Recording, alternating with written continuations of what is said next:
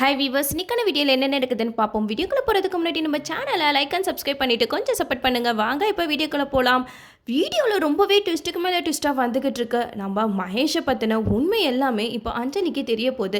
நம்ம அஞ்சலி வந்து அவங்க வீட்டாளுங்க கூட ஜாலியாக சந்தோஷமாக இருந்துக்கிட்டு இருக்காங்க. அப்போ இந்த முருகனை பற்றி சிவராமன் கிட்ட மகேஷ் வந்து விசாரிக்கிறாங்க. முருகனை நீங்கள் எந்த ஆசிரமத்துலேருந்து தத்தெடுத்தீங்க அப்படின்னு சொல்லிட்டு மகேஷ் வந்து சிவராமன் கிட்ட கேட்க, அதுக்கு சிவராமன் சொல்கிறாங்க, நீங்கள் எந்த ஆசிரமத்தில் வந்தீங்களோ அந்த ஆசிரமத்தில் இருந்து தான் நாங்கள் முருகனை தத்தெடுத்தோம் அப்படின்னு சொல்லிட்டு சிவராமன் சொன்னதுமே மகேஷ்க்கு மூஞ்சே ஒரு மாதிரி ஆயிடுச்சு. அது மட்டும் இல்லாமல் அவன் பேர் முருகனே கிடையாது, நாங்கள் வச்ச பேர் தான் முருகன். எங்களுக்கு வந்து கல்யாணம் ஆகி 2 வருஷமாக குழந்தையே இல்லை, அதனால தான் நாங்கள் அந்த ஆசிரமத்துக்கு போயிட்டு முருகனை தத்தெடுத்து எங்கள் வீட்டுக்கு கூட்டிட்டு வந்துட்டோம் அப்படின்னு சொல்லிட்டு சிவராமன் சொல்கிறத கேட்டு கேட்டு மகேஷ்க்கு வந்து அப்படி தலையை சுற்றிருச்சு.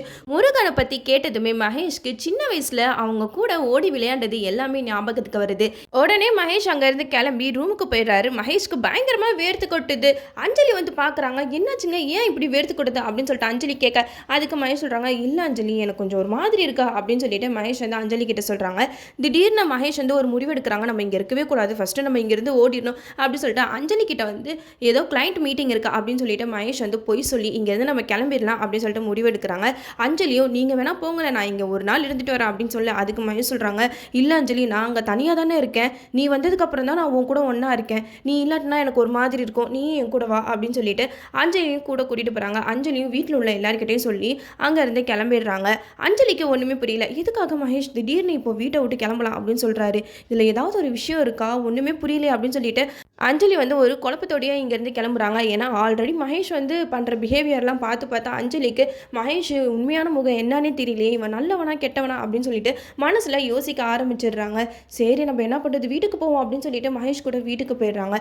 இப்போ அஞ்சலிக்கு மகேஷை பற்றின டவுட் வந்துடுச்சு. அதனால மகேஷ் யார், எங்கேருந்து வந்தார் அப்படின்னு சொல்லிட்டு நம்ம எல்லா விஷயத்தையும் கண்டுபிடிப்போம், வீட்டில் ஏதாவது நம்மளுக்கு ஒரு க்ளூ கிடைக்குமே அப்படின்னு சொல்லிட்டு எல்லாத்தையுமே நோண்டி பார்ப்பாங்க. அப்போ தான் தெரியும் மகேஷோட அண்ணன் முருகன் சொல்லிட்டு.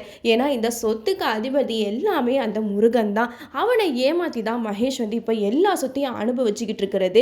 இதை நம்ம அஞ்சலி கண்டுபிடிச்சாங்கன்னா அஞ்சலியோட நிலைமை என்ன ஆகுனே தெரியாது. ஏன்னா ஏற்கனவே மகேஷ் வந்து சைக்கோவாக பிஹேவ் பண்ணிக்கிட்டு இருக்காரு. இந்த மாதிரி விஷயம்லாம் அஞ்சலி கண்டுபிடிச்சிட்டாங்க அப்படின்னு தெரிஞ்சால் அஞ்சலியை கொலை பண்ணுறது கூட தயங்க மாட்டார். நம்மளும் வெயிட் பண்ணி பார்ப்போமே என்னென்ன நடக்குதுன்னு.